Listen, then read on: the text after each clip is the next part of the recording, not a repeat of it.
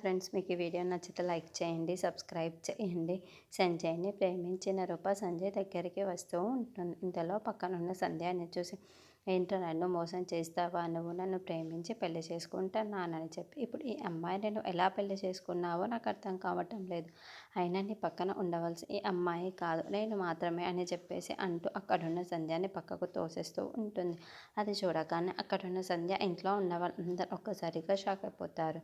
ఇంతలో అక్కడున్న రూప మాత్రం, చూడు ఇందులో ఎన్ని వీడియోస్, ఎన్ని ఫొటోస్, ఎన్ని రొమాంటిక్ ఫొటోస్ ఉన్నాయో చూడు.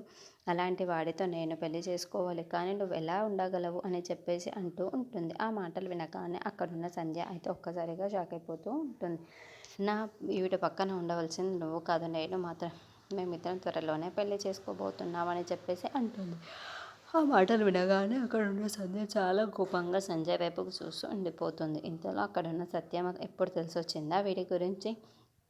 వీడి నిజాలు ఏంటో ఇప్పుడు బయట పడ్డాయి కదా, ఇప్పుడు ఏమంటావు సంధ్య అని చెప్పేసి అంటూ ఉంటుంది.